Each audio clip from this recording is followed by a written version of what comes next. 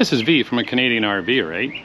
What I'm doing in this video is I'm going to be replacing all the batteries in my TST Truck Systems Technologies pressure monitoring system on my tires.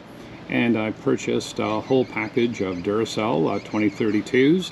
And just to take you back a little bit and let you know, I replaced all my pressure monitoring system just last winter when we were down at our winter home here, and I moved over to the TST through valve, so now you can actually pressurize your tires without taking the power or the pressure monitoring system off, and you can just put on your valve right there. So what I used to use is these ones right here, and these were by a company called Tire Minder, or Easy Tire, sorry, and they were good for quite a while. But then I thought, well, I didn't want to keep taking these off to, you know, put or check my pressures and stuff with my Vire pump. So I thought it'd be nice to go with these ones right here. And so now we've had them on for about a year now, and I thought, well, it'd be a good time to change the batteries as we're now starting to, you know, think about going back to Ontario, Canada, and leaving our winter home. So again, the difference is these ones here, which is with a TST, they use a 2032 battery, and these other ones here that are not through, they're using a 1632 battery, which is a little bit different, a little bit smaller. And I know these batteries were a little more expensive to get than the whole package of Duracells. I think I only paid like $12 US for 12 of them. So, and then the other thing I did too is about a year after I had the Easy Tire monitoring system, I was able to purchase a TST color screen, and I had it on there, and I'll show you the two places I have my screens for monitoring. Both I monitor the tires, and my co-pilot and wife monitors the car and the rest of the tires too. So we're both doing it. Anyway, I've got two color monitors. When I bought this new system, I got another color monitor, so now I have two color monitors, and that's but the frequencies were all the same between the Easy Tire units and the new TSTs. So what we've done now is we've got one of the batteries out just by cutting the top part of the plastic off and pulling out the battery, and so now we're going to be ready to unscrew the top part of this, and it says counterclockwise for the battery to open, and we're going to get a big screwdriver, put it on the side of that, and pull it apart. So what we're going to do is put a big screwdriver right in the notch there. There we go, it's just let go. We're going to unscrew the top here. And there is a gasket in there that you've got to be very careful of. And there's the battery right there. So what we're going to do is just pry it out from this corner and replace the battery.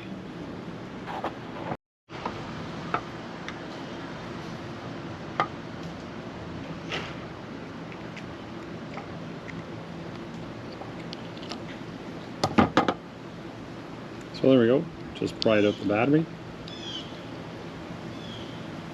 And what I'm going to do just for fun is I'm going to check to make sure the difference in the voltages of the old battery and the new battery. So we're just going to put our probe on it and see what that is.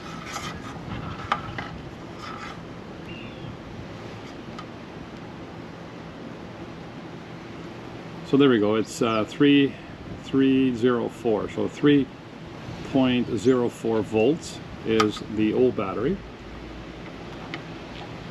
Now I'm going to check the new battery, see if there's a voltage difference. 3.293. So yes, there's quite a difference in the battery. So now we're going to replace it with the new battery in there.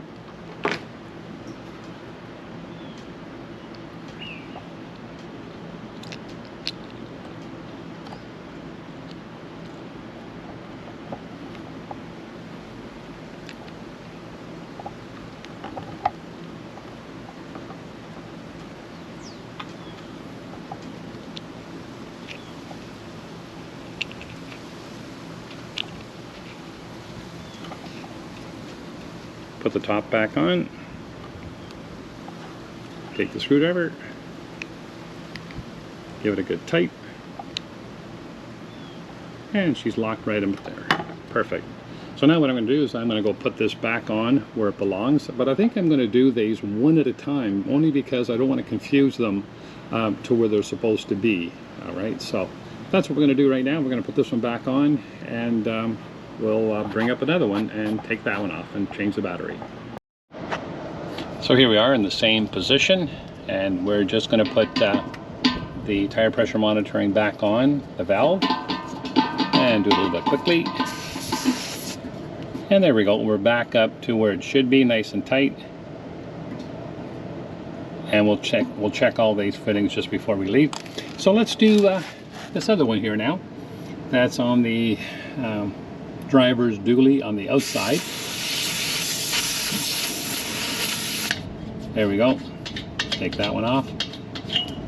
And again, too, the difference is these ones, if they're a through valve, you must have a metal valve that they must be on because of their weight, that they will bounce around if it's a plastic valve.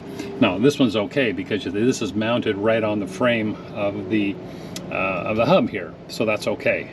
But these have to be on a metal valve. So here we are again. All we do is we put a screwdriver into the slot, line it up, let it go, and it'll come off really nice and slow and easy.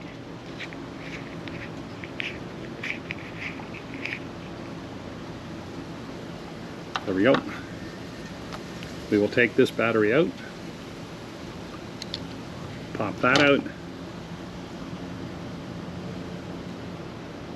Just going to let it sit there until I get the new battery cut out.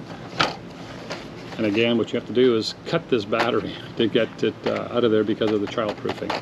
So we're not going to carry on to do all of them because it's just the same old, same old.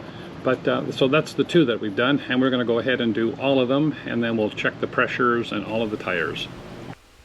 I also mentioned that I had two color screens. So this is one screen that's on my dash just below the steering wheel area, and you can see it there.